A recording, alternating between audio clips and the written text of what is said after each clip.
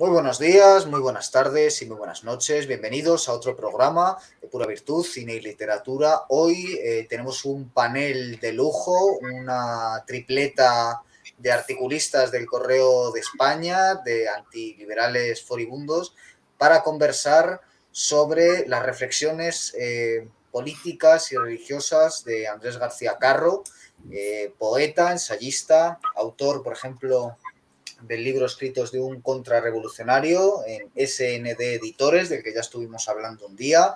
Es la tercera vez que viene al programa y bueno, es un placer tenerte con nosotros. Andrés, ¿qué tal estás? Pues encantado de estar aquí en tan buena compañía en este triunvirato del Correo de España. Y también está con nosotros, también por tercera vez, César León de Castro, que es historiador y también es articulista en el Correo de España. Ha publicado recientemente La banalidad del columnismo y la aporía liberal conservadora, que junto a los dos artículos a los que he hecho referencia de Andrés García Carro, Reflexiones religiosas y políticas 1 y 2, esos 4 artículos, los dos de César y los dos de Andrés, van a estar disponibles en la descripción del vídeo. Y bueno, se preguntarán ustedes el motivo de que estemos aquí los tres reunidos.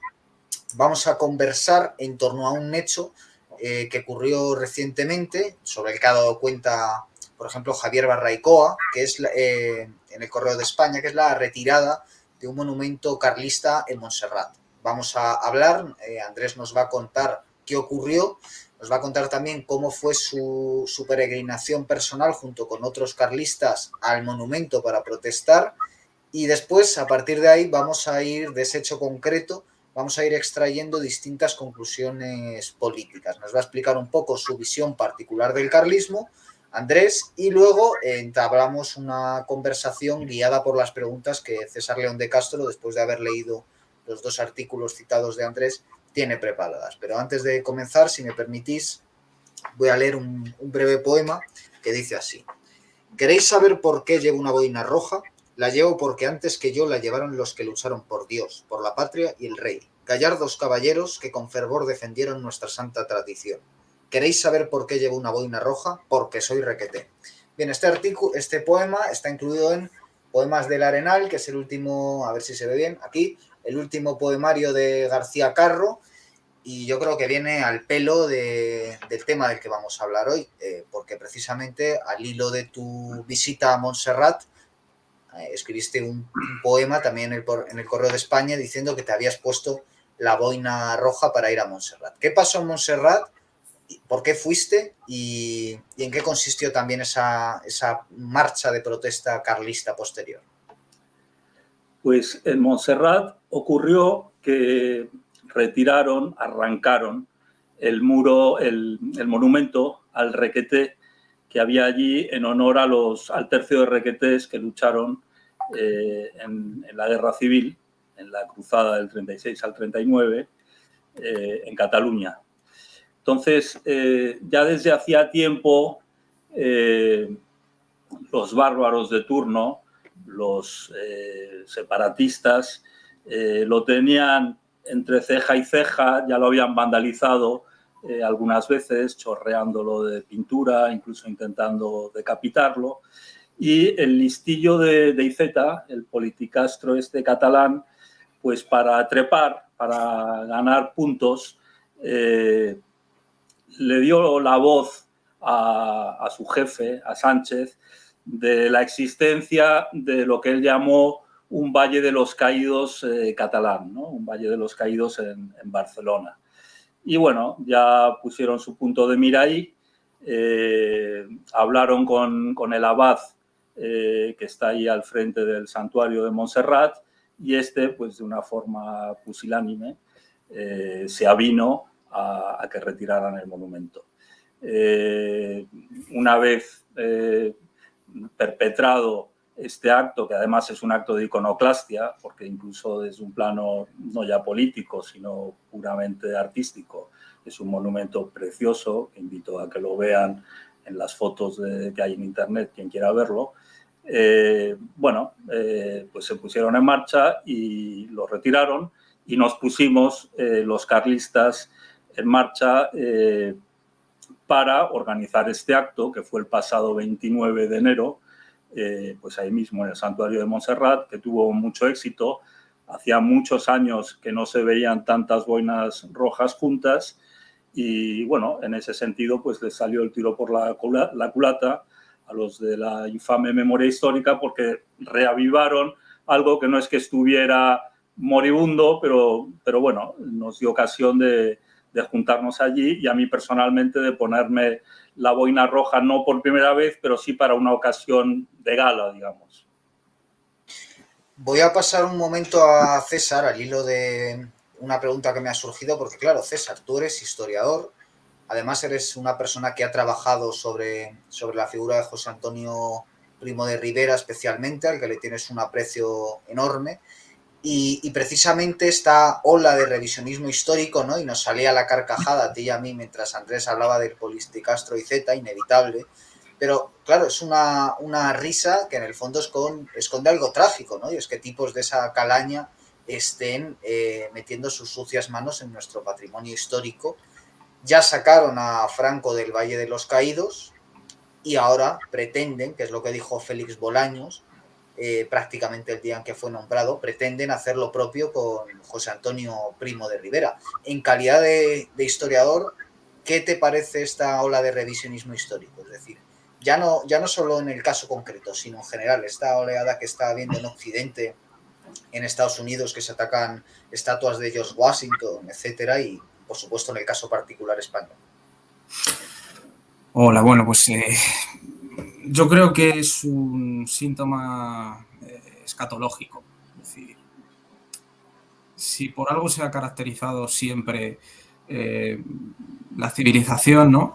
Es por el respeto a los muertos, por el respeto sagrado a los que nos preceden, procedan de donde procedan, ideológicamente, religiosamente, étnicamente, ¿no? Y entonces, claro, efectivamente esta oleada que estamos padeciendo de barbarie instrumentalizada políticamente, porque eso es lo absolutamente dramático, ¿no? Siempre ha habido turbas a lo largo de la historia que han, bueno, pues destrozado el patrimonio, las calles o lo que fuere, pero el problema es cuando eso se legitima desde determinados discursos políticos y mediáticos que son enormemente poderosos. Entonces, yo siempre lo he sostenido, ¿no? Cuando ha habido debates sobre este género de cuestiones, sobre la memoria histórica, etcétera, yo creo que lo sensato y lo prudente, desde un punto de vista, ya digo, puramente sensato, creo que no es una cuestión ideológica, es el de la posición de conservar el patrimonio y las reliquias de cualesquiera régimen político. Porque cuando un determinado personaje muere, ya está. Es decir, ya está en otra dimensión. Nosotros no somos nadie, los seres que estamos aquí, que estamos de paso, no somos nadie para fiscalizar la actuación que ha tenido ese personaje o que ha tenido ese régimen, para condenarlo o para gloriarlo. Simplemente mostrar el respeto que hay que mostrar a los muertos y conservar desde patrimonio nacional y desde la política. Quiero decir, lo único que tendría que hacer la política aquí es limitarse a conservar lo que nos ha legado el pasado. Eso es lo que diría someramente. Andrés, ¿qué sentido tiene políticamente hoy volverse carlista? Porque la suerte que tienen las 3 colaboraciones que ya estás haciendo en este canal es que se puede ver la progresión también ideológica, ¿no? Recuerdo que en la primera entrevista que nos concediste comentabas que todavía no te veías poniéndote la boina. La segunda entrevista, que fue la anterior, ahí ya en cambio te había escalado la boina y además recuerdo que en el programa en cuestión lo explicaste con tus argumentos. Ahora que ya te la has puesto y además, bueno, yo creo que ya te vi una fotografía en la que la llevabas en Madrid antes de esta entrevista, pero te la has puesto una vez, digamos, como tú mismo decías ahora, para un acto más político, un acto más simbólico, ya no solo en lo personal, sino a nivel político. Es decir, ¿qué encuentras, al hilo también del poema que he leído antes, en el acto de ser hoy carlista? Bueno, el sentido que tiene ser carlista es el sentido histórico y el sentido de aquello en lo que está arraigada España. La España grande, ¿no? La España que fue grande, que fue una España católica. El carlismo, yo he dicho en varias ocasiones que es el sobrenombre hispánico de catolicismo, en realidad, y es el catolicismo aplicado a la política, que en realidad en sus orígenes no era ni siquiera una doctrina, era algo vivencial, sociológico. Estoy hablando pues de hasta el siglo XVII, comienzos hasta el siglo XVIII, perdón, comienzos del XIX, pues España era católica. Nadie necesitaba tener, digamos, una erudición doctrinal de cuestiones políticas para tener una visión católica de los asuntos de la vida política. Entonces, el sentido que tiene hoy en día ser carlista, pues es lógicamente contrarrevolucionario, pues porque es estar en contra de la corriente actual, de la corriente que vino en realidad con la invasión napoleónica. Aunque gracias a Dios ganamos esa guerra llamada de la independencia, la de 1808, el veneno de las ideas liberales lo instilaron, quedó y a partir de ahí pues ya vino el bajón del nivel de catolicidad de España. Entonces, un carlista, los carlistas no pretendemos la vuelta al pasado, que es imposible, sino el retomar aquella España grande, por poner la cúspide, ¿no? Desde los Reyes Católicos hasta estas fechas en que se introdujo el liberalismo, para a partir de ahí, pues aplicándolo a los tiempos actuales, seguir por esa senda. Y la verdad es que es muy difícil ser carlista hoy en día, porque desde luego somos un grupo muy minoritario y siendo una doctrina que está sustentada en la fe católica y estando España, no siendo hoy España, por desgracia, una sociedad católica, pues es ir contracorriente. Pero bueno, hay que mantener la antorcha encendida. Y eso en parte es lo que fuimos a hacer a Montserrat también. Y bueno, yo creo que ambos tenéis un rasgo intelectual común, ¿no? Que es el antiliberalismo. Sois dos personas y dos pensadores, yo diría que tenéis un enemigo declarado en el liberalismo, el carlismo. Es un poco la corriente histórica que más ha combatido al liberalismo, lo ha hecho de hecho en guerras. Yo creo que nadie más en España ha hecho una guerra tan evidente contra el liberalismo como la que ha hecho el carlismo. Varias guerras. En varias, por supuesto. Llamadas carlistas e incluso la de la llamada Guerra Civil, la claro, de 1936 al 39, en la que, por supuesto, participaron mis antecesores carlistas, fue, se puede decir, como en parte ya más desdibujada, una cuarta guerra carlista, estaba en esa línea también. Claro, efectivamente, yo creo que además, ya digo, difícilmente se encuentra alguien en España, un grupo que haya hecho más guerras declaradas contra el liberalismo. ¿Cuál sería un poco la crítica que le haríais? Ya entrando de lleno en esas reflexiones religiosas y políticas que has hecho, Andrés. Hoy mismo has publicado un poema contra el liberalismo y aunque ya lo has explicado otras veces en el canal, nunca está de más.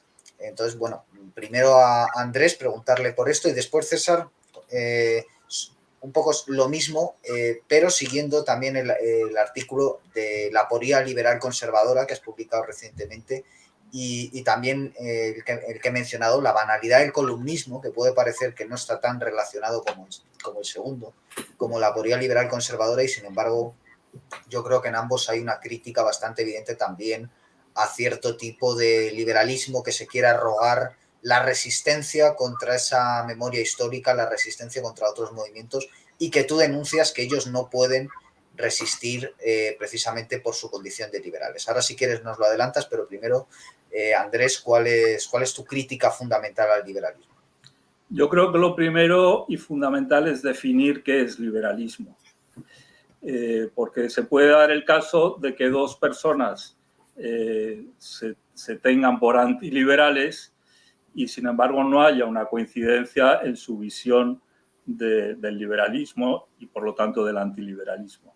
El liberalismo, si vamos a su génesis y a su trasfondo teológico, que todo lo político, como ya dijo Donoso Cortés, tiene un fondo teológico. El primer liberal fue el mismo Lucifer, el decir no serviré, non serviam, no obedeceré a Dios. Entonces, a partir de ahí hay muchas corrientes liberales, claro. Incluso hay un liberalismo que se dice católico, pero eso es como decir un círculo cuadrado o madera de hierro. Y luego hay corrientes antiliberales que centran toda su crítica al liberalismo o fundamentalmente en la cuestión económica, que es un aspecto pero que no es todo, y en fin, quiero escuchar a nuestro amigo y compañero César, si está ahí, ¿estás ahí? Sí.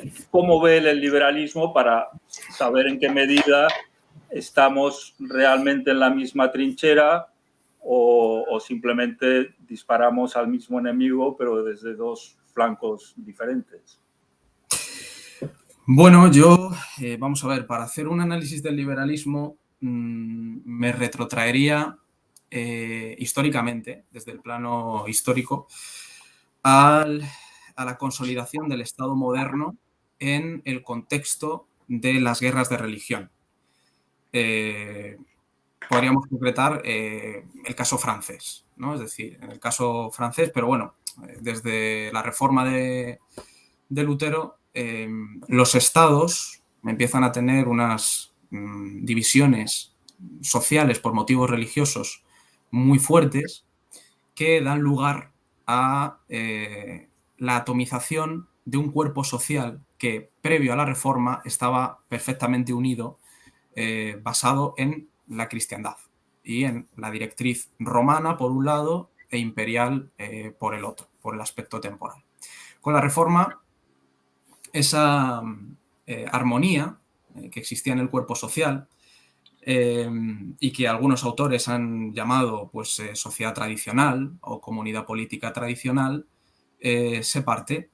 Las confesiones protestantes van infiltrándose por distintas naciones europeas y el Estado surge, no es que surja, sino que se consolida en el momento en que empieza a arbitrar esas luchas religiosas que llegan hasta la propia nobleza y a la detonación de guerras que son civiles, no solo entre la población, entre el Estado llano, sino entre las propias facciones de poder. Tenemos también el caso de Inglaterra, por ejemplo, para ilustrar cómo el elemento religioso sirve para orquestar facciones, camarillas de poder que se disputan los resortes de la monarquía. Entonces, el Estado moderno surge en el momento en el que dice, señores, no es posible ya vivir tradicionalmente, como hemos vivido hasta entonces, compartiendo unos mismos dogmas, compartiendo pues, una antropología común, una política común, sino que, bueno, pues hay facciones sociales que piensan de un modo diferente. Entonces aquí lo que tenemos que hacer es establecer un principio que es el fundador del liberalismo, que es el principio de la tolerancia. Lo que hay que hacer es que cada facción respete a la otra. Los católicos respeten a los protestantes, los hugonotes a los luteranos a los calvinistas, y vamos a intentar regirnos todos bajo el principio de la tolerancia para poder sobrevivir políticamente. Entonces, ese principio de la tolerancia, ¿qué es lo que acarrea? Pues acarrea una dimisión de la verdad, una dimisión del concepto de verdad. La verdad ya no es operativa, porque la verdad era Dios, el Dios interpretado por la Iglesia romana, no cualquier Dios, sino el único Dios, el Dios católico. En el momento en el que la Reforma entra en la historia y despedaza toda esta cohesión, ya no tenemos un criterio unívoco de verdad, sino que hay una pluralidad de discursos teológicos y por tanto políticos, porque como fenomenalmente ha dicho Andrés, toda cuestión política inmiscuye un trasfondo teológico, y como hay una pluralidad de discursos, pues para no seguir matándonos, porque esto es así, durante las guerras de religión, las muertes que hubo, pues no son casi parangonables en la historia, salvo que nos metamos en guerras mundiales, etcétera, etcétera, ¿no? Entonces, para que no se den estos problemas, se funda el Estado liberal, que implica precisamente, como digo, pues ese principio de tolerancia para arbitrar la vida social. Y de ese principio de tolerancia va a surgir, andando el tiempo, la democracia. La democracia es, en términos políticos, la traducción de esa tolerancia. Pero como digo, ¿cuál es el fondo último de todo este proceso? El fondo último de todo este proceso es un descreimiento de una verdad universal y, por tanto, un particularismo de la verdad que se tiene que gestionar de alguna manera para que las distintas confesiones o las distintas sociedades que la modernidad va a ir generando, primero con el principio religioso, pero luego con el principio ideológico, con el principio de clase posteriormente, y a día de hoy con el principio de las identidades de género, es decir, la sociedad liberal va fundando principios, va regenerando sus principios de disolución y va haciendo esa disolución cada vez más intensa y más corrosiva. Como digo, a lo que nos lleva eso es al pensamiento liberal. El pensamiento liberal es el pensamiento débil. Es un pensamiento esencialmente escéptico. Es un pensamiento que no cree que la verdad sea alcanzable y que, por tanto, lo único que hace es gestionar. Es un pensamiento de gestión, de logística, de coyuntura, y por tanto es un pensamiento en realidad profundamente antifilosófico. No puede haber filosofía en un mundo liberal. Lo único que hay en un mundo liberal es sofística. Desde el punto de vista religioso, que es el que más aborda Andrés en sus artículos y que desde luego a mí me parece crucial, es decir, yo lo que he hecho ha sido intentar ofrecer un marco histórico-político, pero por supuesto hay que complementarlo con el marco religioso, porque no por casualidad el liberalismo deriva de la Reforma protestante. Es decir, aquí el principio vuelve a ser teológico, una vez más, como todas las grandes revoluciones que en la historia han sido. ¿Cuál es el principio teológico del liberalismo? Pues yo diría que el subjetivismo. El subjetivismo aplicado a la vida individual es lo que la tolerancia aplicado a la vida social y a la vida política. Entonces, en la medida en que un hombre del siglo XVI o del siglo XVII o XVIII se acuesta católico y se levanta liberal, ¿qué quiere decir? Que se levanta emancipado de Dios. Es decir, el liberalismo es, desde el punto de vista teológico, una emancipación.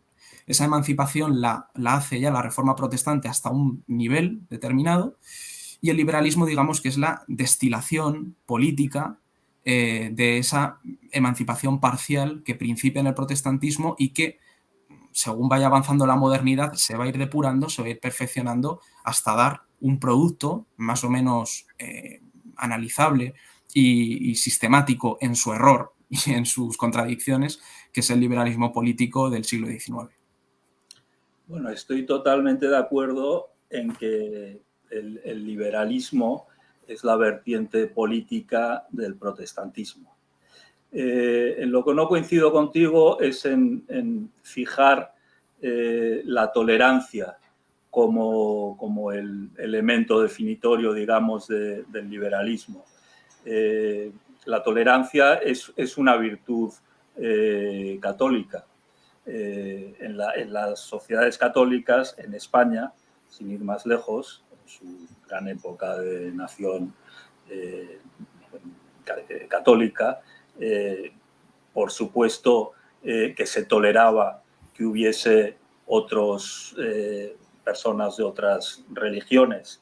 Lo que sí que era el bien mayor, que se destrozó con el liberalismo, es la unidad católica. Es decir, la religión es un término no muy católico, pero para entendernos, la religión oficial era la católica y las demás precisamente se toleraban.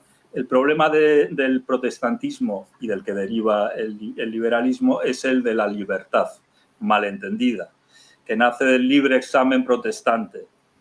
Es decir, el que, en términos personales, el que uno peque o no peque, pues es algo que uno en su conciencia personal decide si es pecado o no es pecado. Y eso es exactamente llevado a lo político lo que es el liberalismo. Y otro principio liberal que has mencionado, creo que con otra palabra, pero viene la emancipación, creo que has dicho, es el de la autodeterminación. Sí. La autodeterminación individual, que está muy relacionado con el libre examen, cada cual es lo que quiere ser, que también es autodeterminación política. Y, por cierto, todos estos liberales que en nuestros días se oponen a la autodeterminación de Cataluña, por ejemplo, por poner el caso de más rabiosa actualidad, pues son incoherentes, porque del mismo modo que aceptan la autodeterminación personal, tendrían, si fuesen coherentes, que aceptar la autodeterminación de una región, etcétera. Entonces, el problema del liberalismo es una mal entendida libertad. Una libertad que no se fundamenta en nada más que en el criterio subjetivo, como tú también has dicho, de cada persona. Y eso, en la práctica, lleva a la disolución, porque donde no hay unos baremos objetivos por los que se rige una sociedad, pues cada cual tira por su lado, y esto deriva también en la democracia, en la partidocracia, que en realidad acaba siendo un semillero de odios, lo que vemos hoy.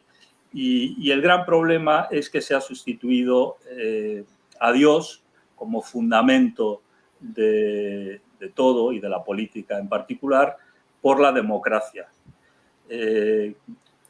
Hoy en día, a los que defendemos que Dios lo fundamente todo, que las leyes deriven de la ley divina, etcétera, pues nos tachan de teócratas. Pero si cambiamos la palabra Dios por la palabra democracia, en nuestro régimen actual, en el mundo entero, no solo en España, el mundo occidental, lo que llamamos el mundo occidental, si pones democracia en vez de Dios, todo el mundo lo tiene como dogma. Por ceñirnos al caso español, desde la derecha más derecha, dentro de lo que hay en el arco parlamentario, me refiero, hasta Podemos y demás, incluso los filoetarras, todos tienen la democracia en la boca. Entonces se ha producido ese cambio, un poco siguiendo la frase de Chesterton, aquella famosa de que cuando dejamos de creer en Dios, creemos en cualquier cosa, pues hemos dejado de creer en Dios para creer en la democracia. Y el problema de la democracia es que no es objetiva, no se sustenta en nada. Vale lo mismo para un roto que para un descosido. Y en esas estamos. Pues me parece una más que interesante conversación porque, bueno, en primer lugar habría que decir que normalmente se suele considerar que el liberalismo es un pensamiento económico, ¿no? Es un poco el gran error que está difundido de que los liberales, poco menos que solo tienen un pensamiento económico, que va contra el Estado, es decir, que lo que quieren es que el Estado no se meta en los negocios del mercado, en las iniciativas individuales empresariales, y eso es lo que, digamos, a pie de calle, por lo menos según mi impresión, se suele tener de liberalismo, ¿no? Sin ver que esa perspectiva económica conlleva pues todo aquello que, por ejemplo, Castellani llamaba una antiteología, es decir, que no se puede separar esa idea económica de una serie de cuestiones morales que están pues plenamente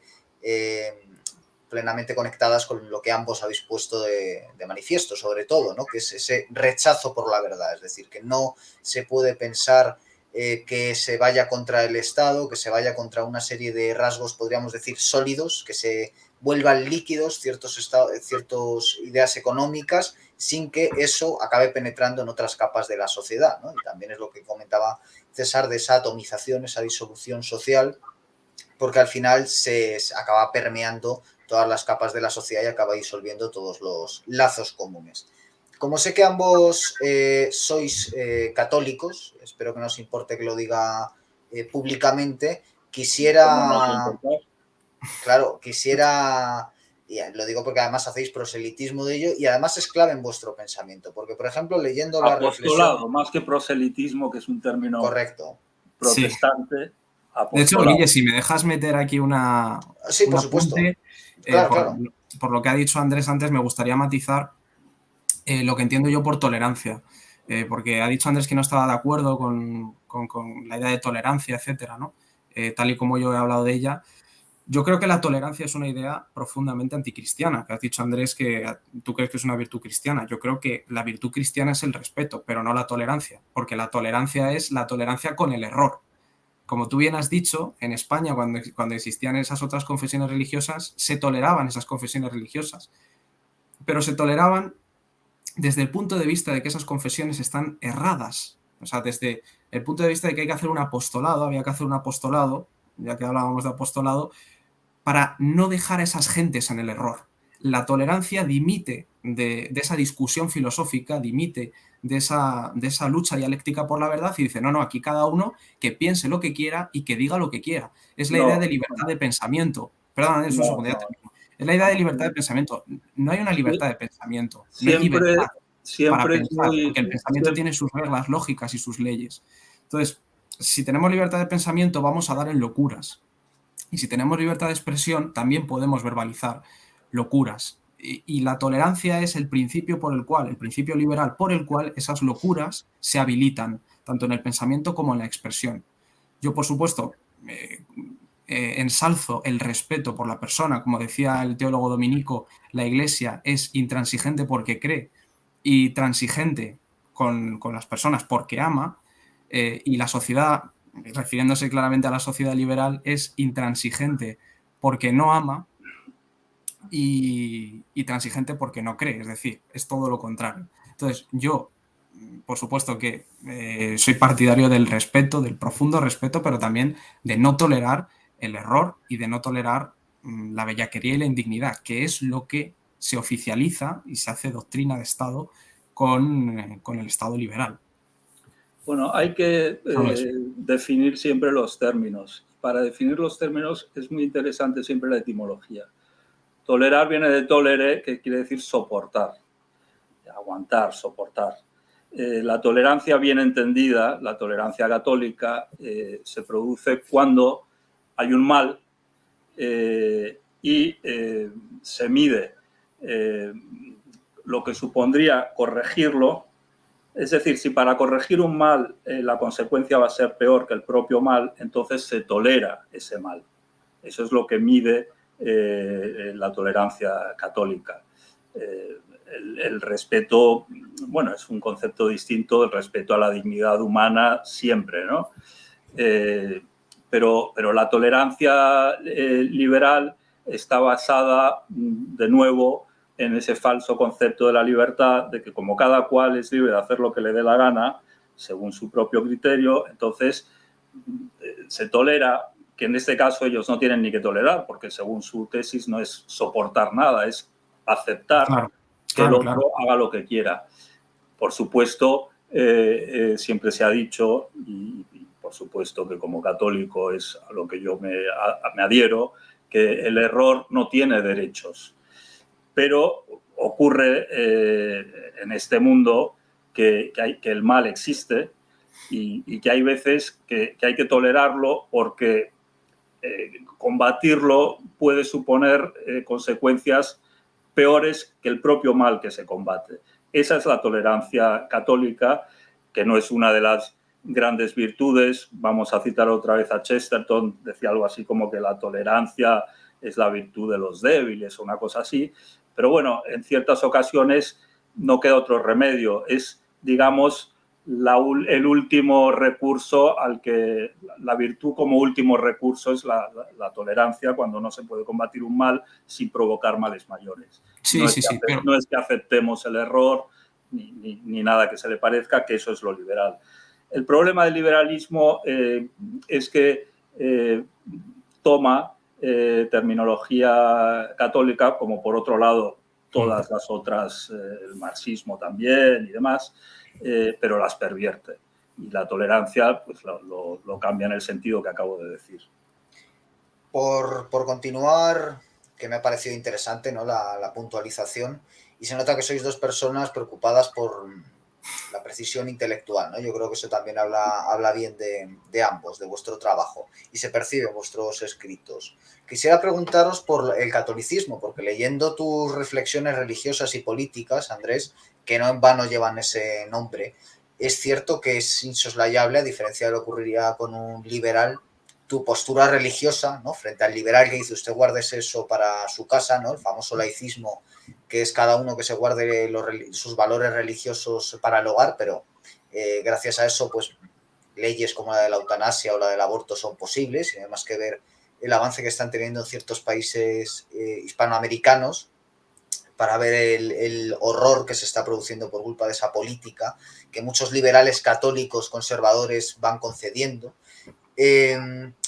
Tú haces de eso algo central de tu reflexión política, y de hecho no se puede entender una sola línea de política escrita por ti sin entender ese posicionamiento católico. Quisiera preguntaros a ambos, primero a Andrés y luego a César, por esa importancia del catolicismo en la política. Es decir, si el liberalismo es una antiteología que, como decías ahora, Andrés, surge contra el catolicismo y surge valiéndose de algunas de las ideas del catolicismo pero pervirtiéndolas, ¿qué es lo que hay que oponerle desde la propia política al liberalismo? ¿Qué valores católicos le opondrías tú? Bueno, ya lo hemos dicho antes, la importancia de la fe católica. Digo fe católica más que catolicismo porque el Papa Pío XII, con un prurito quizá un poco excesivamente remilgado, decía que convenía llamar fe católica, hablar de fe católica más que de catolicismo, porque los sismos tienden a derivar en ideologías. Pues bueno, siguiendo este consejo del Papa Pío XII, la fe católica es el fundamento. Toda civilización requiere, para sostenerse, de un fundamento. La fe católica es el fundamento sólido. No en vano, España, sus grandes siglos, estuvieron sustentados en ese fundamento. Ese fundamento se ha cambiado por el de la democracia, como hemos dicho antes, que es un fundamento, y tomo tus palabras, Guillermo, líquido, no sólido, sino líquido, de arenas movedizas, más bien. Entonces pasa lo que pasa, que no hay principios sólidos, hay una visión progresista de la historia en el sentido supersticioso de la palabra progreso, como que todo, la confusión de lo nuevo con lo bueno, esa idea de que todo cambio siempre es a mejor.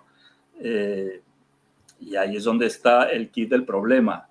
El mismo debate o la misma idea de que hay que estar continuamente debatiendo sobre este tema, en el fondo es liberal.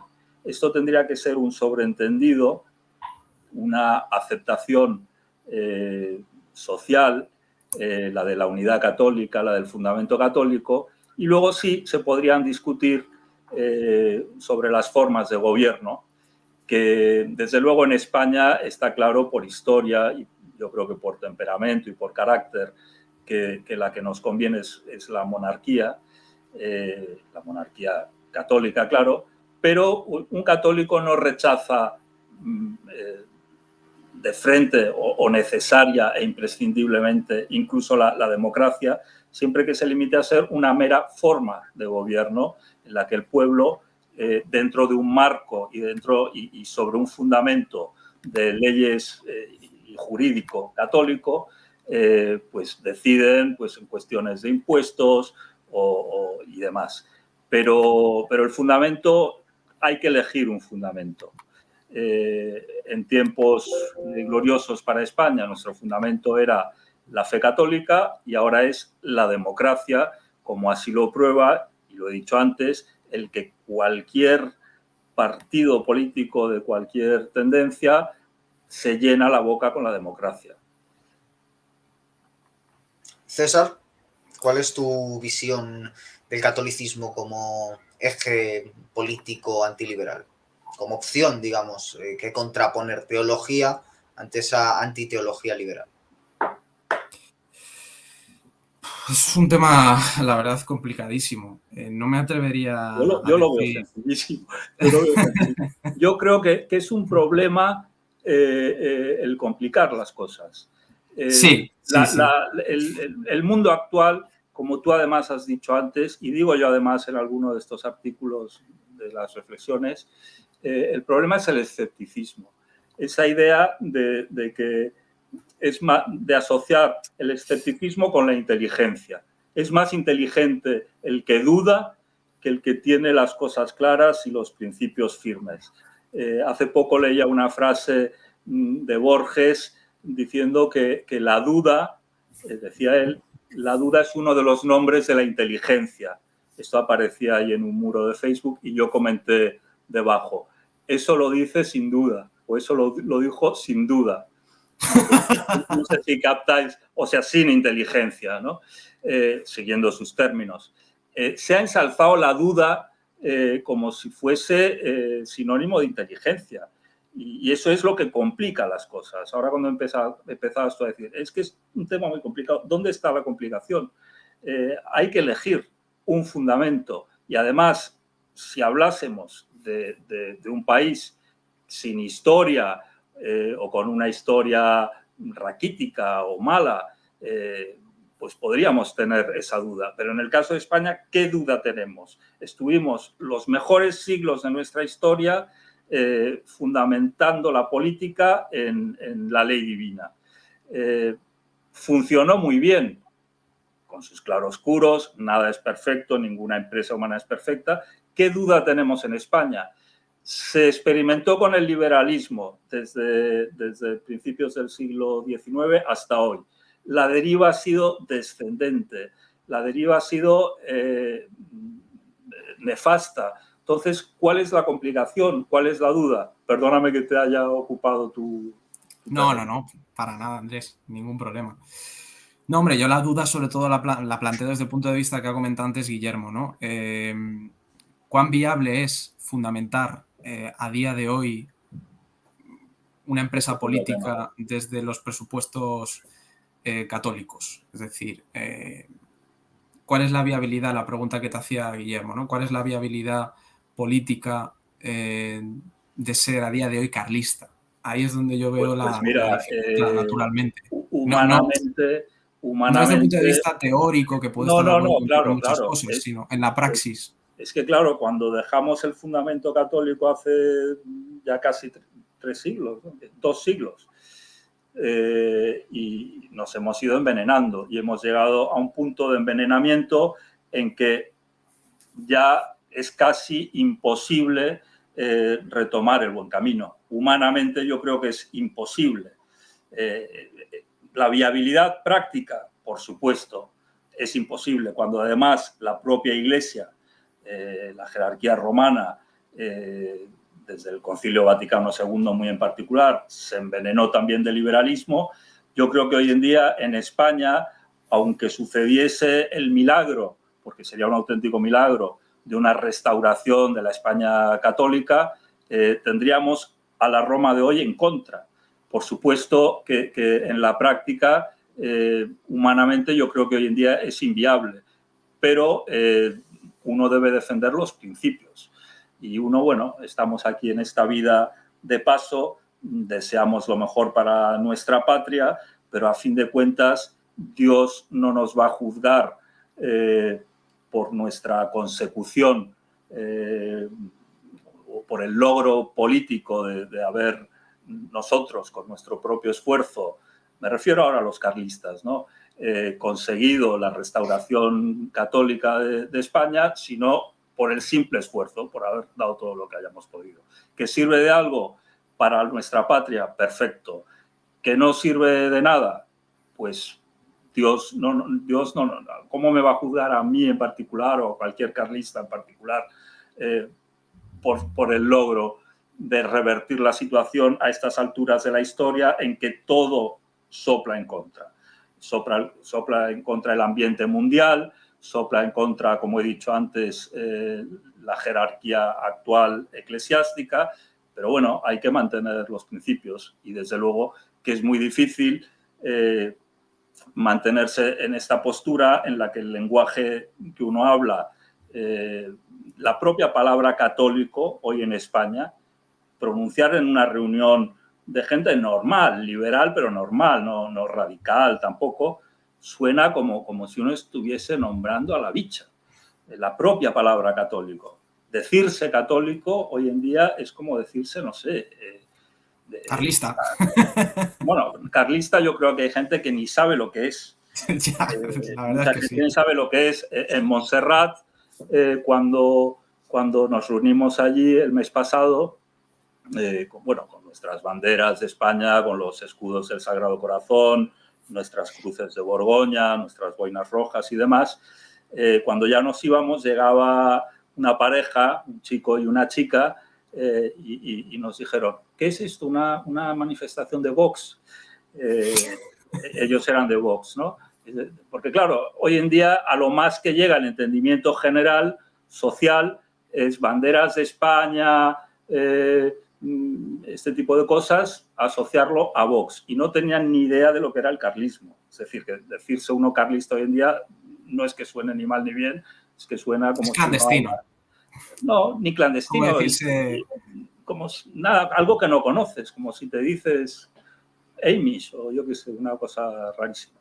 Que esto de Amish que menciono ahora nos podría llevar al tema, si queréis, sugiero, de la opción benedictina, ¿no? Que me decías tú, Guillermo, antes de la entrevista que podíamos tratarlo. Era justo el siguiente tema. Como nos queda poco tiempo, voy a dejar que hagáis 2 intervenciones finales libres, hasta de 5 o 10 minutos si queréis cada una, para que habléis si queréis cada uno de la opción benedictina y sobre todo para que aquel que nos esté viendo, dado que un poco el eje vertebrador ha sido por un lado atacar al liberalismo y por otro lado defender la opción católica, ¿no? Y precisamente la crítica, creo que vais a hacer ambos a la opción benedictina, va por considerar que es una falsa opción católica. No sé si a lo mejor me estoy equivocando. Quisiera preguntaros, por un lado, ¿qué problemas le encontráis a la opción benedictina? Explicar brevemente, por supuesto, en qué consiste, para quien no lo sepa, y cuál sería la propuesta contraria. Es decir, ya sé que es pedir mucho para tan poco tiempo, pero ¿cuál sería lo que querríais añadir como católicos a la política y no encontráis? César, adelante. No, yo la verdad es que la idea que tengo de la opción benedictina es muy similar a la que manifiesta Andrés en su artículo. O sea, es que estamos en este punto, no hay debate. Yo creo efectivamente que la opción benedictina de este señor, ¿no? de Rob Dreher, que sacó un libro al respecto, pues está un poco contaminada de lo que es el espíritu norteamericano de las comunidades aislacionistas, que tienen un cierto regusto siempre protestante, puritano, sectario, como dice Andrés, creo que utilizas esa palabra y creo que es fundamental, porque efectivamente, o sea, no cabe, si uno es católico, no cabe retraerse. Es lo que hablábamos de la tolerancia, es que está muy relacionado. Es decir, un católico lo que tiene que hacer es salir al mundo, lo que tiene que hacer es evangelizar, lo que tiene que hacer es apostolado. Y la opción benedictina es contradictoria absolutamente con esta filosofía católica de darse a los demás, de entregarse y de buscar que la opción sea universal, que es lo que tiene que ser el catolicismo, algo verdaderamente universal y no localista, no particular. Me recuerda a una medida por la que estuvo pugnando Vox en Murcia, me parece que fue la del PIN ¿cómo se llama? El PIN educativo, Sí, ¿no? PIN parental. El PIN parental, eso es, el PIN parental para que, oye, los padres que no estuviesen de acuerdo con determinados talleres y con determinadas mercancías averiadas que se suministran a nuestros jóvenes, pues oye, que firmando, haciendo ese consentimiento, esa autorización, ese PIN legal, pues se librasen de ello. No, lo que hay que hacer es combatir precisamente todo ese entramado, ese sistema, ni PIN parental ni nada, porque el PIN parental es una opción benedictina, precisamente. No, yo me salvo a mí y a los míos y a los demás, pues los tolero, conllevo con sus errores y que sigan ellos en sus No, historias, que yo sigo con las mías. en el caso de la opción benedictina, ni siquiera los tolero, porque la opción benedictina es aislarse Sí. de los demás. No está ni siquiera el principio de la tolerancia, bien entendida, como explicaba antes. La opción benedictina tiene un trasfondo farisaico. Son los fariseos que se creen dueños de la buena doctrina y que se separan de los publicanos, ¿no? Aquel pasaje evangélico del fariseo diciendo: te doy gracias, Señor, por no ser como ellos, como esos pecadores. Pecadores somos todos, católicos y no católicos. Y lo que tenemos que hacer los católicos, que tenemos la recta doctrina y la fe verdadera, es, como dice el mandato evangélico además, de boca de Cristo, id y predicad el evangelio. La opción benedictina no es solo que no sea católica, sino que es anticatólica. Y está muy bien observado lo que has dicho tú, César, del espíritu de guetos, ¿no? Y de sectas americano, que en realidad es como una especie de liberalismo grupal, no individual, sino por grupos, ¿no? Los Amish por un lado, los tal por otro, como un supermercado de religiones inconexos entre sí, que al final, curiosamente, y lo digo en alguna reflexión de mi artículo, en contra de lo que dice el liberalismo, que es contrario al Estado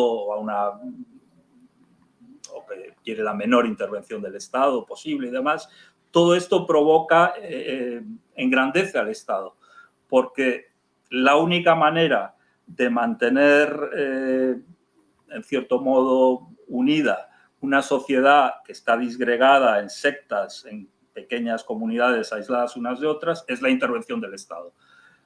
Vosotros o las comunidades, cada cual se dota de sus reglas internas y demás, sí, pero para la convivencia general tiene que haber unas reglas comunes. ¿Quién las impone entonces? El Estado. Y el Estado entonces se magnifica. Y de hecho la intervención estatal en estas democracias liberales que se dicen antiestatistas o que propugnan la menor intervención del Estado, es enorme, es cada vez más enorme. Ya lo hemos visto ahora con este asunto del coronavirus y demás, como el Estado se ha arrogado todas las facultades para hacer con nosotros lo que ha querido.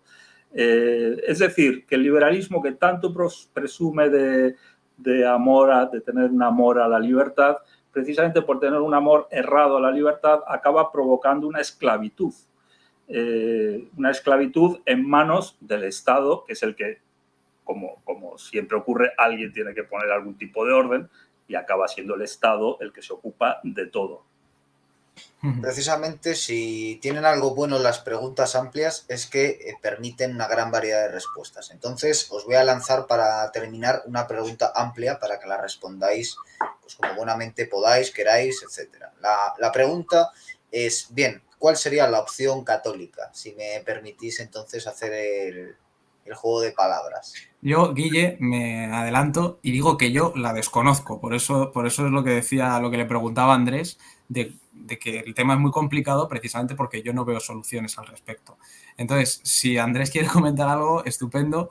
Y si no, en vez de responderte yo, me gustaría hacerle una pregunta a Andrés, de algunas que me ha apuntado, hacerle una aunque sea, para que la respondiera. Así Perfecto. que, si quieres, Andrés, comenta tú algo y luego te hago esa pregunta. No me gusta mucho esa palabra de opción porque implica que es una entre varias posibles. Yo creo que especialmente en España lo católico no debe ser una opción, sino que es nuestra obligación histórica, moral y de sentido común. En política, pues tenemos el ejemplo, ya lo he dicho antes, de cuando España era católica. Pues retomar aquello, aquellas bases, aquellos fundamentos y aplicarlos al tiempo de hoy. Claro que, como hemos dicho, eso requiere de una fe católica expandida socialmente, que amalgame a la sociedad y que hoy en día no se da. Entonces, pues esa opción, vamos a usar la palabra, hoy en día es imposible. Tenemos que reconocerlo, pero eso no quita el que sigamos luchando y haciendo apostolado pues para convencer a la mayor cantidad de gente posible. La gente se queja muchísimo de todos los partidos. Lo que no acaban de ir es al fondo de las causas, al fondo del problema. Quejarse se quejan los de Vox, se quejan los de Podemos y todos los que están en medio, ¿no? No se han parado a pensar que quizá el problema es de sistema, de fundamentos, de bases. Cuando entiendan cuando entiendan que hay que devolver el fundamento no a la democracia, sino a Dios, a la ley divina y fundamentar la política en eso, que de lo que deriva de eso es el bien común, que no viene ya solo de católicos, sino de Aristóteles, tal cual lo entiende Aristóteles. Respondiendo a tu pregunta, un poco, si quieres, pedantescamente, es frente a la opción benedictina, falsamente llamada benedictina, porque nada tiene que ver con San Benito, la opción aristotélica, la opción del bien común, pasada por Santo Tomás. Lo que tuvimos en España en tiempos de los Reyes Católicos y hasta que llegó el liberalismo, aunque todo se ha dicho, ya antes de la infiltración del liberalismo en España, la monarquía ya había tomado una deriva decadente. Los Reyes Católicos. ¿Cuál es la opción? Los Reyes Católicos. Tener unos Reyes Católicos, tener unos nuevos Reyes Católicos. Esa es la solución. ¿Qué es viable? Pues me temo que hoy en día no, pero bueno, hay que decirlo y en política las cosas cambian de un día para otro tremendamente y hoy se ensalza y mañana se le derriba. Lo estamos viendo estos días, ¿no? Con los movimientos políticos que está habiendo y con las mismas, pues podría ocurrir algún día pues que la gente despierte, se dé cuenta de estas cosas que estamos comentando aquí y restauremos la España, la gran España católica. ¿Qué me ibas a preguntar? Perdona, César. Sí, claro, Andrés. Pues mira, es que yo en realidad venía en calidad de entrevistador también, pero no me ha dado pie Guille y tenía algunas preguntas sobre los artículos. Lo que pasa es que, bueno, como ya se nos ha ido de tiempo, voy a hacerte solo una, que estoy seguro de que le parecerá bien a Guillermo. Y es la siguiente, Andrés, porque tú, lo que a mí más me interesa de tu caso es que eres un poeta. O por lo menos tienes una inquietud poética importante, bueno, has desarrollado déjalo en que soy un poeta. Me lo había tomado como un galardón, no me lo retires, déjalo en que soy un poeta. No, pero es que hay algunos que dicen, no, bueno, yo no soy poeta, yo soy bueno, pero precisamente que lo digan los demás está muy bien. Sí, claro que sí. Yo a estas alturas ya me permito hasta decirlo de mí mismo, porque mira, 10 libros publicados, estoy en el 11º. No, por supuesto, yo te lo concedo. Y el otro día contabilicé 10 libros, más de 500 poemas. Oye, me he dedicado a eso, pues te permito que me llames poeta. Genial, fenomenal. Hasta sin rubor. Pues eso es lo que yo quería precisamente preguntarte, ¿no? Porque no creo que sea un ser humano muy común, aquel que una la propiedad carlista y la propiedad del poeta. Aunque los hubo en la historia, por supuesto, y aún en nuestra historia literaria, pues tenemos a una grandísima figura de la que no sé qué pensarás, a lo mejor piensas mal, porque en su obra literaria Y sí que es cierto acertaré. que... Pienso mal y acertaré. No, a ver, dime. Porque su obra literaria sí que es cierto que desarrolló pues, libros, narrativas, ideas estéticas que pueden ser, que te pueden horrorizar, como es la figura de Valle Inclán. Valle Bueno, Inclán... mira, es un personaje curiosísimo. Uh-huh. Alguien dijo de él, un poco con mala idea, que Valle Inclán es una curiosidad lingüística. Mira, Valle Inclán, precisamente el otro día estuve leyendo sobre él, era carlista. Sí, sí, sí. Lo que ocurre es que era, más que carlista, era un extravagante, ¿no? En todos los sentidos. A mí su literatura... Permíteme, Andrés, es que mi Sí, pregunta va por ahí, La sí, termino de redondear y ya terminas sí, tú sí, con esta perdona. intervención y cerramos. Efectivamente, Valle Inclán era un extravagante y yo lo que quería preguntar es si hay algo de extravagancia en Andrés García Carro, por un lado, y por otro lado, cómo percibe un poeta carlista el mundo actual desde el punto de vista estético. Una reflexión sobre eso. Bueno, volviendo a las etimologías, extravagante es el que vaga o el que camina por fuera, totalmente extravagante. Camino fuera del camino por donde va la mayoría, totalmente extravagante. Ya lo es un poeta normalmente y en estas condiciones más doblemente extravagante, por poeta y por católico, ¿no? A la antigua usanza. Mi visión estética, algunas reflexiones hago sobre eso, del arte y demás. Yo creo que el arte, como no puede además ser de otra manera, se ha hundido con la pérdida del fundamento religioso, con la pérdida del fundamento católico. El arte se ha hundido. ¿Dónde están hoy en día los Cervantes, los Quevedos, bueno, todos los del siglo de oro, la Santa Teresa de Jesús, San Juan de la Cruz? ¿Dónde están hoy en día? ¿Hay algo equiparable hoy en día? ¿Dónde están los Velázquez, los Leonardo da Vinci, los Miguel Ángel? ¿Hay algo equiparable hoy en día?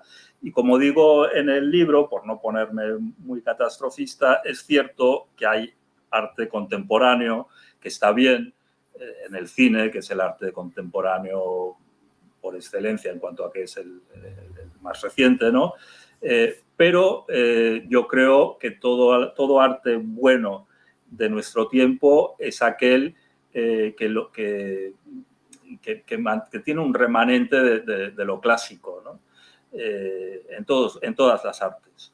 Entonces, en la medida en que es clásico y por tanto antimoderno en un sentido axiológico, no cronológico, pues queda arte bueno. Y yo creo que siempre lo habrá, porque igual que Dios dispone que haya santos en todas las épocas, Dios dispone que haya artistas que alumbren y que iluminen en cuestiones más estéticas, si se quiere, al ser humano.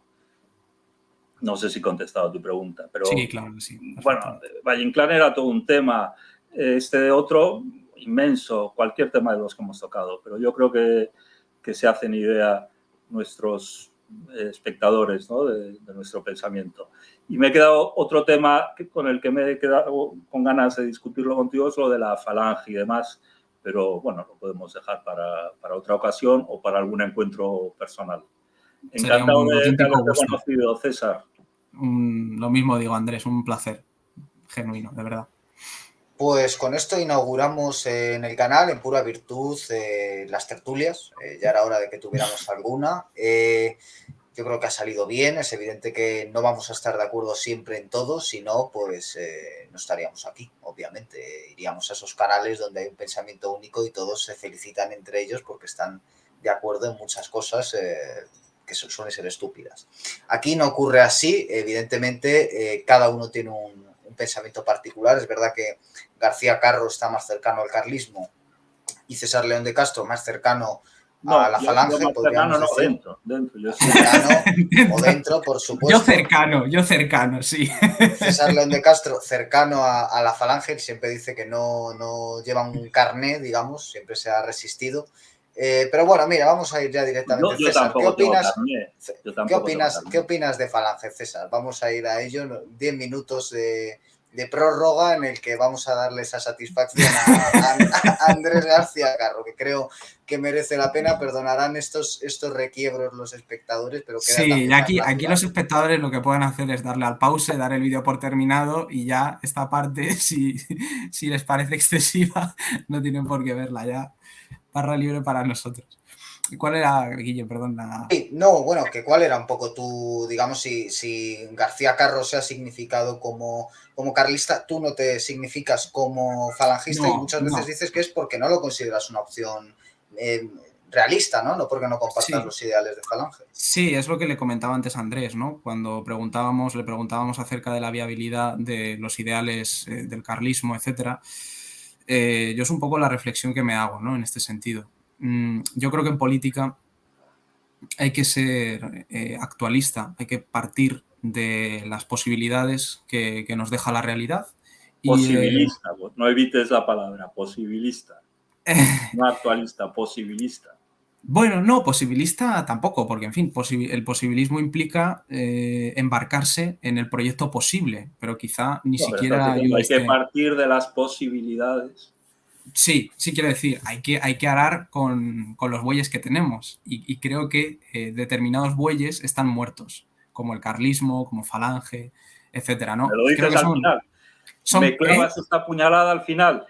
Andrés, creo que son, sinceramente, creo que son cadáveres exquisitos, como dijo un Tú escritor me de ves un otro. cadáver exquisito. No, yo a ti te veo un poeta Mira, exquisito. eh, Al claro. carlismo, le veo.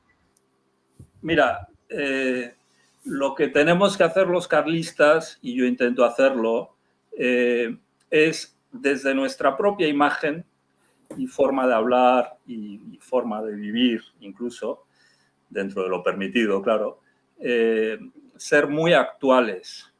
Yo creo que esos carlistas, si es que hay alguno, no quiero señalar a nadie, rancios, que huelen a naftalina, son muy malos embajadores del carlismo y son los que dan que pensar a gente que nos ve desde fuera, que es algo muerto o que es una pieza de museo, por decirlo más sutilmente.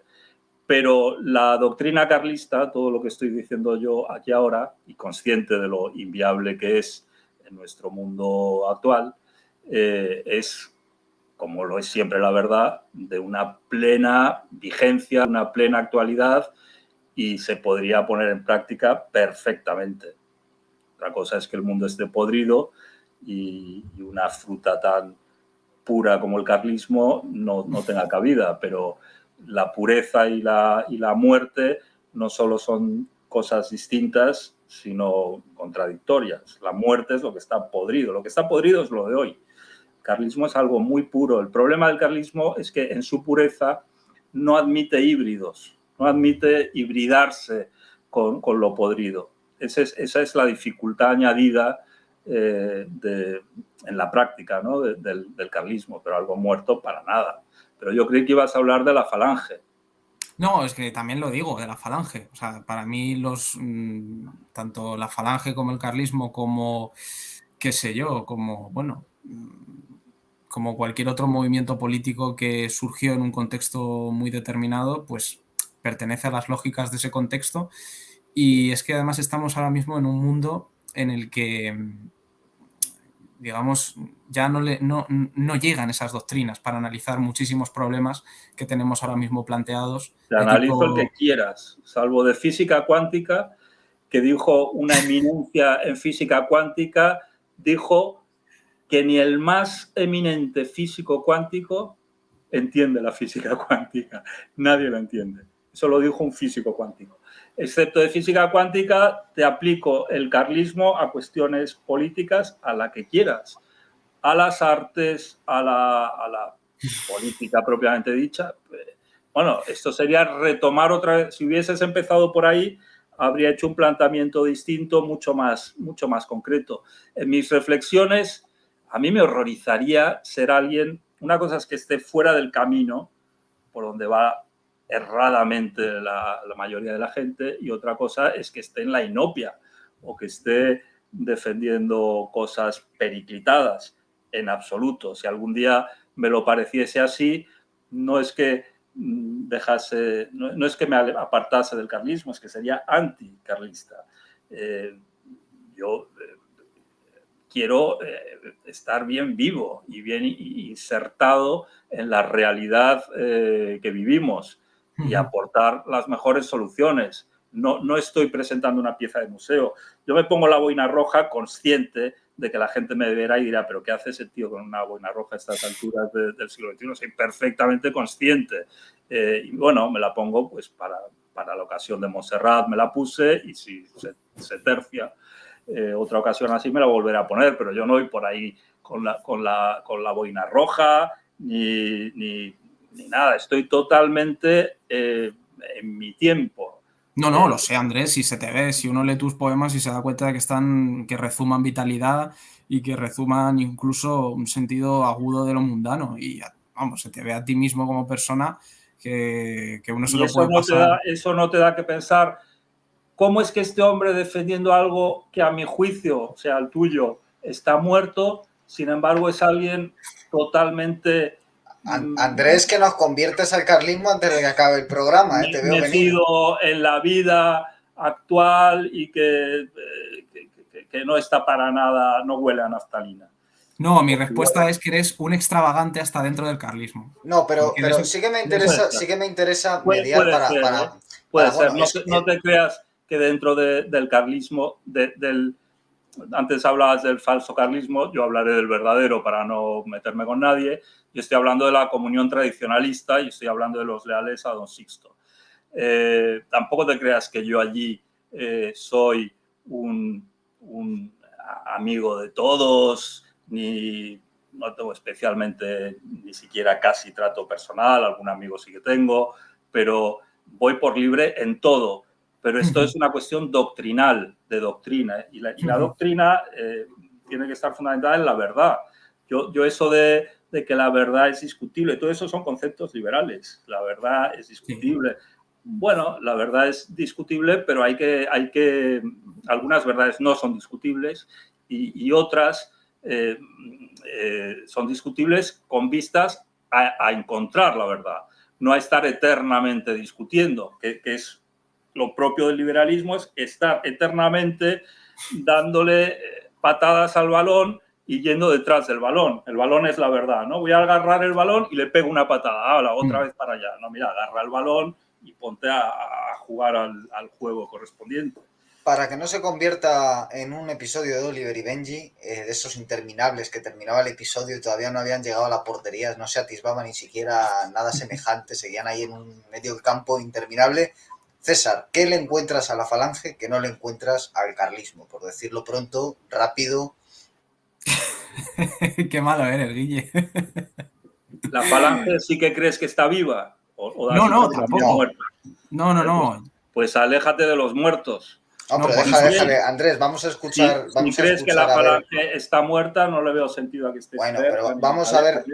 No, vamos a ver qué le encuentra. No, porque él dice que no le ve tampoco vitalidad, pero que sí que, o sea, que no le ve como opción viable a la Falange, pero que dentro de que él valora el carlismo, porque lo valora, Donoso Cortés es uno de sus autores de referencia. No es carlista, Donoso Cortés no, pero es un autor fundamental, obviamente, para el carlismo. Es decir, yo creo que no se puede entender el carlismo sin Donoso Cortés. O sea. Donoso Cortés es un tradicionalista platónico. Sí, total, muy buena definición. Habla de la tradición como unas ideas que están flotando en el aire que no tienen agarradero ninguna. El carlismo está todo muy concretado. Ya en el cuatrilema, Dios, patria, fueros rey, cada una de esas cuestiones tiene una explicación. Pues mira, voy a ser muy simple, concreta. Guille, voy a ser muy claro, muy sencillo para eso, para no alargarnos, ¿no? Ya que ha mencionado el cuatrilema Andrés, pues yo es que ni me gusta el rey ni me gustan los fueros. Entonces, desde ese punto de vista, ya no puedo ser carlista porque lo que es el lema que efectivamente dibuja la arquitectura del carlismo político a mí no me interpela, porque no me interpela la monarquía y tampoco me interpela el régimen foral. Pero a ti los Entonces, reyes católicos no te parecían bien. sí, pero reyes católicos pienso que solo hay esos reyes católicos. Pero Es ahora, decir, ahora voy a ser malo yo, porque Andrés, el gran político que tenía en cuenta a los poetas era sin duda alguna José Antonio. ¿Por qué no eres tú falangista, Andrés? Bueno, eso. los grandes poetas se dieron en el siglo de oro, el siglo católico, ¿no?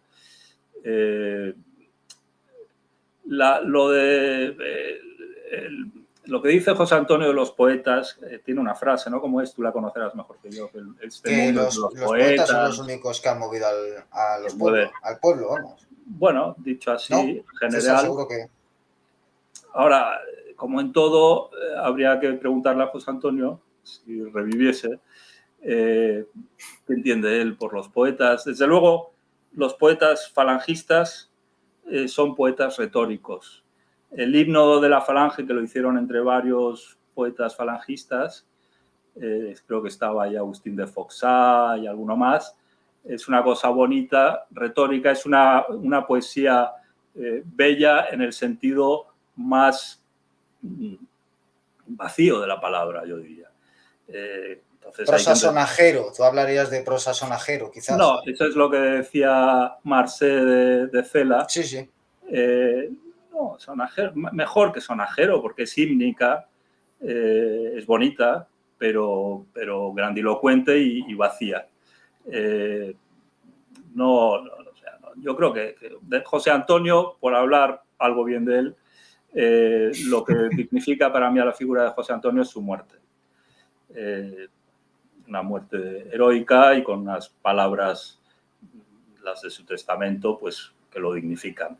Ahora, su ideología, partiendo de que toda ideología por definición es mala, es como una suplantación de la religión, pues a partir de ahí ya podríamos seguir adelante, pero se está extendiendo muchísimo el programa. Yo seguiría horas y horas, pero el que no ha hablado de la falange eres tú, que eres el cercano a la falange, yo no. No, bueno, mi cercanía a falange es debida única y exclusivamente a José Antonio, a su obra, a su ética, a su estética y a la incipiente política que pudo dibujar platónicamente.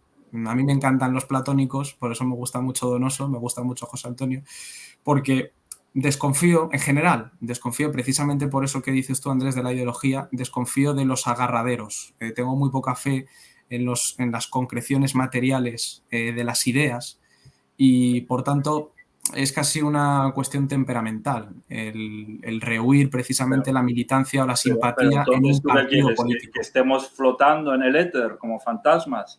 Las ideas tienen que tener concreciones. Si no son fantasmas. Sí, pero que yo no tengo ninguna fe en que esas concreciones... El idealismo, ¿no?, de alemán, nefasto. Las ideas que no tienen o no pueden tener concreciones en la realidad, en el sentido más aristotélico, son absurdas, son inútiles y Dios me libre de tener ideas de esas. Y se supone que un poeta, la idea que hay de un poeta, que a lo mejor es la que tenía José Antonio, es alguien eso, que está en las nubes, ¿no? Yo no, yo estoy en tierra firme y mirando al infinito, por supuesto. No, pero permíteme, Andrés, yo creo que tú eres un platónico también en tanto que carlista, porque el carlismo yo creo que es una idea, precisamente porque no se puede aplicar en la actualidad, es imposible. No hablo de que pudiera aplicarse en una situación idónea y que tuviese concreciones materiales, sino que el presente no permite, por su coyuntura, por su textura histórica e intrahistórica, no permite que el carlismo se implante, por tanto el carlismo está en el universo de las ideas. No es posible concretarlo políticamente a día de hoy. Está a la espera. Bueno, eso ya es cuestión de fe. Está a la espera de que se den y de propiciar unas circunstancias y una realidad que permita su aplicación. No, yo soy platónico en el sentido de que no creo que las ideas que yo profeso filosófica y políticamente tengan ningún tipo de posibilidades para implantarse en la realidad. Entonces lo que me queda simplemente es un cultivo, efectivamente, platónico, pero no porque a mí no me gustaría intentar aplicarlas, como hizo el propio José Antonio, sino porque sé que la realidad no lo va a permitir. No se lo permitió a José Antonio en su vida, que tenía más posibilidades. No, y además César es verdad que es alguien muy interesado por la historia de las ideas, ¿no? En calidad de historiador, entonces yo creo que él lo que quiere hacer es una labor de zapa intelectual, una comprensión, pero que no da un paso de... También es cierto que es muy joven. Y claro, yo también es en el eso. sentido de que habrá que ver... pero de momento él está haciendo una labor, yo creo que de comprensión, y si no, corrígeme por favor, de comprensión del fenómeno a nivel intelectual desde su base más profunda. Y claro, de tratando los prospección. distintas... Me gusta Claro. a mí usar esa palabra porque es lo que intento hacer. Y además has dicho una cosa clave, que es que yo no me veo todavía en la, digamos, con la seguridad intelectual como para decir yo soy esto. O sea, yo estoy en un proceso de estudio, de búsqueda, de reflexión. Todavía soy muy joven y a lo mejor con la cronología muy joven, pero ya un poco mayor que la mía de Andrés, pues ya puedo definirme, ¿no?, con mayor precisión y encuadrarme nítidamente como hace Andrés, pero de momento yo soy simplemente Además, un quiero buscador de decirte una ideas. cosa, que las ideas carlistas, o digamos simplemente católicas, no tengan una aplicación católica viable en la realidad actual a nivel político, no significa que no la tengan a nivel personal.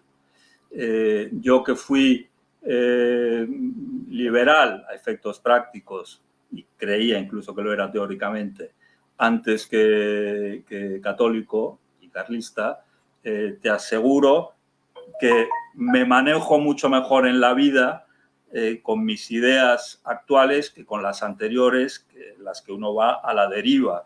Es decir, hay distintos planos. Que no tiene la fe católica una aplicación política hoy en día a nivel de la patria entera, pues desgraciadamente así es. Pero pues reduces el plano a tu propia vida personal, incluso familiar o sentimental o lo que sea, y las aplicas ahí, cada cual las aplica donde puede. Lo que sí que tienen es aplicación. En el plano que sea, tienen aplicación. Y desde luego, yo a nadie, joven, viejo o medio pensionista, le aconsejo que adhiera unas ideas que están en el éter como fantasmas, que no tienen aplicación práctica. Eso y el delirio y la locura son primas hermanas. Es decir, si me permites el consejo de abuelo Cebolleta, deshazte de ideas que no tengan aplicación práctica, aunque solo sea en tu vida. No, eso por supuesto, no, eso es la moral. En tu círculo de acción personal. No, claro, la moral claro que tiene aplicación, pero hablando de política, eso ya es otro asunto diferente. Bueno, una cosa es la moral y otra la política. Hay que ir abriéndolos, ensanchando los círculos. Desde luego hay que empezar, eso que se dice, ¿no?, del que quiere cambiar el mundo, empieza por cambiar tu propio mundo, tu propia vida, ¿no? Pues bueno, empiezas así y a lo mejor convences a alguien que está cerca de ti y se ensancha su círculo, se van ensanchando círculos y al final te encuentras con que España vuelve a tener unos reyes católicos, una Isabel la Católica y no una Isabel Ayuso. Sí, porque parece que lo que no se va a dar en cualquier caso es la opción casadista, ¿eh? Esa sí que parece que ya está más que descartada y bien que está... ¿Ves? Casado, Guille, Casado es ya como el carlismo, ya está en el mundo de las ideas. No hagamos sangre, que si no, no termino el programa, César. Hombre, yo tengo es una broma, es una broma. Yo tengo sentido del humor. Yo haría un programa entero sobre Isabel Díaz Ayuso. Me parece, en términos no ya política, estrictamente políticos, sino estéticos o teatrales, me parece un personaje interesantísimo, Isabel Díaz Ayuso, pero interesantísimo, psicológicamente, ¿no?, digamos, y dramáticamente, en el sentido de teatralmente. Y creo que nos va a dar mucho juego en este teatro que es la política, porque al final lo único que tiene bueno la política de la democracia liberal es que hay que reconocer que nos mantiene muy entretenidos a todos, para estar en contra o a favor de este o de aquel o de lo que sea, pero es muy entretenido. Y creo que Isabel Ayuso es una actriz de primer nivel en este teatro de la política actual española. A la espera de una Isabel la católica, pues Isabel la liberal. Hombre, yo como actriz la veo... Eso es posibilismo, Andrés. Como ¿Eso actriz... Posibilismo. Bueno, no, eso es ponerla en su sitio, ¿no? De actriz. No, yo como actriz la veo mediocre, honestamente. Yo lo que sí la puedo ver es un poco hábil para la manipulación y supongo que porque estará bien asesorada, pero como actriz yo la veo, bueno, mediocre. El señor Narciso Sánchez, la verdad es que tiene más contundencia a la hora de mentir. ¿Te parece mejor actor? Parece más logrado, más logrado. Bueno, ya ves que tiene Isabel Ayuso, tiene fascinado a todo Madrid, por lo pronto, a gran parte de la población de Madrid y a toda España. Yo era un chiste, ¿no? Era un chiste porque las cosas cinematográficas me las tomo muy en serio. Bueno, ha sido un placer teneros ambos, ha sido un placer inaugurar con este programa extenso e intenso estas tertulias. Estáis invitados a volver. Más que Ayuso, yo creo que a dedicarle programas a Donoso Cortés o a José Antonio Primo de Rivera, de los que han salido en el programa. Yo me volvería loco por estar, no es por quitarte a ti, César, o contigo también, que en otro recuadro de estos de la pantalla estuviese Isabel Díaz Ayuso. A ver si la convences y que venga a hablar al programa. ¿O no te gustaría? ¿Me vas a decir que no te gustaría? Hombre, claro que sí, desde luego, pero no creo que aquí vaya a venir ningún político. Eso sí, uno tiene sus preferencias y yo, Cayetana Álvarez de Toledo. También, pero bueno, en fin, no quiero hablar de asuntos personales. Que por cierto, y perdona el último añadido, según dice Eduardo García Serrano, el director de nuestro periódico El Correo de España, sí, ella era falangista. Falangista de rompe y rasga. ¿Qué? Decía Eduardo. De rompe y rasga. De rompe y rasga, eso. De rompe y rasga. Sí, él, para quien no lo sepa, lo que cuenta García Serrano es que ella, evidentemente, que era periodista y que estuvo trabajando con él en Radio Intereconomía, pues al parecer era una falangista de pro. Lo único es que después debió de ver que aquello tampoco tenía mucha... Ella también debía ser posibilista y se pasaría al Partido Popular. Eso es posibilismo. Yo nunca me pasaría. Ella es muy viva como para estar en algo muerto. Sí, claro, ella es una señora muy viva en el sentido hispanoamericano del término. Bueno, lo dejaremos aquí. Ha sido un placer tenerlos ambos. Muchas gracias también a los espectadores por haber llegado y volveremos pronto con más programas aquí en Pura Virtud, Cine y Literatura. Hasta pronto.